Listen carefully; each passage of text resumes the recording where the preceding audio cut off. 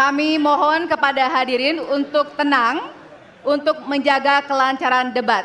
Silakan Bapak dipersilakan kepada moderator. Baik. Diperlihatkan. Subtema hukum. Baik. Selanjutnya kami persilakan kepada panelis Bapak Wawan Masud untuk mengambil pertanyaan dari Fishball. Kami persilakan Bapak.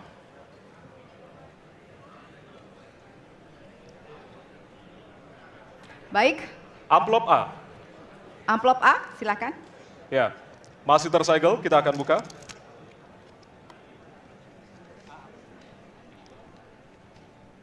Kita akan langsung bacakan. Konstitusi mengharuskan kekuasaan kehakiman dijalankan secara merdeka. Sementara lembaga kekuasaan kehakiman saat ini cenderung diintervensi oleh cabang kekuasaan lainnya. Pertanyaannya, apakah Anda setuju dengan pernyataan tersebut? Apa alasannya dan apa komitmen Anda untuk menjaga independensi kekuasaan kehakiman?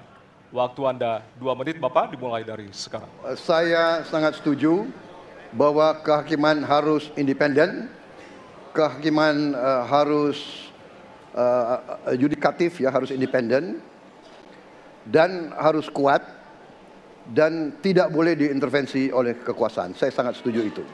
Dan saya berkomitmen untuk memperkuat itu. Manakala saya menerima mandat dari rakyat, saya akan memperbaiki kualitas hidup semua hakim-hakim di Republik Indonesia, semua pekerja di sekitar pengadilan, dan semua penegak hukum akan saya perbaiki kualitas hidupnya, gajinya diperbaiki, supaya mereka tidak dapat diintervensi, tidak dapat disogok, tidak dapat dikorup.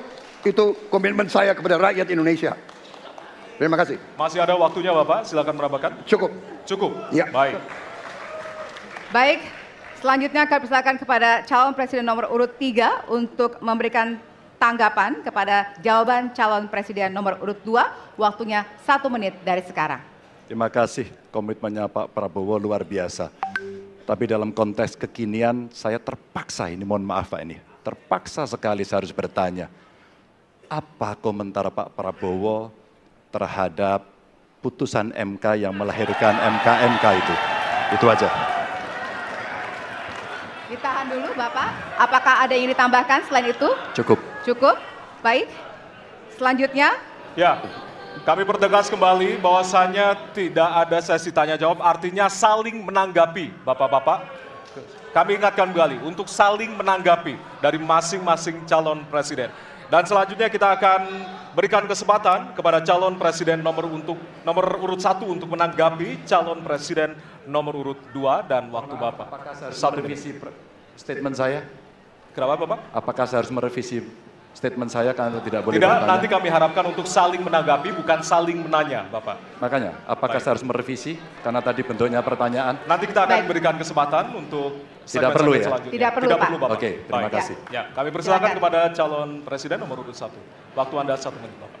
Ya, jadi ketika saya bertugas sebagai presiden, maka saya akan tegaskan kepada semua yang berada di lingkar judisial bahwa tugas Anda bukan hanya menegakkan hukum, tugas Anda menghadirkan rasa keadilan. Nomor 1, tegaskan itu.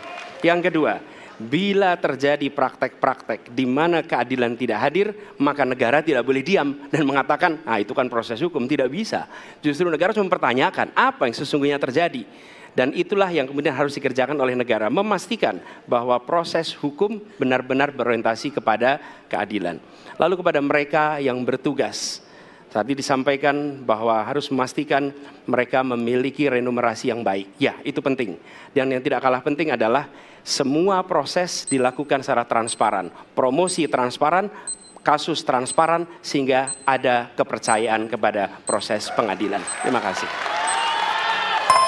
Baik, waktu habis. Selanjutnya kami persilakan kepada calon presiden nomor urut 2 untuk merespon tanggapan dari calon presiden lainnya. Waktunya 1 menit dari sekarang.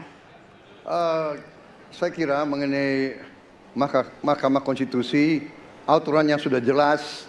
Kita juga bukan anak kecil, rakyat kita juga pandai, rakyat kita lihat, rakyat kita tahu.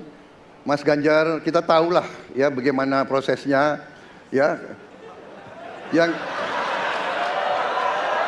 Yang intervensi siapa, ya kan?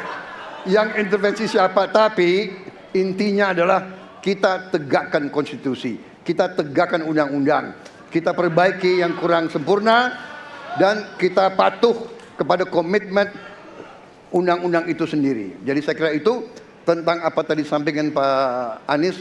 Dalam hal ini saya setuju dengan Pak Anies. Dalam hal ini. Waktunya masih ada, Bapak? Saya sependapat kita harus membuat yudikatif kuat, harus ada merit system, harus ada ujian-ujian yang baik. Waktunya supaya habis hakim sekarang, itu Bapak. hakim yang Terima terbaik kasih untuk Indonesia. atas jawabannya. Baik.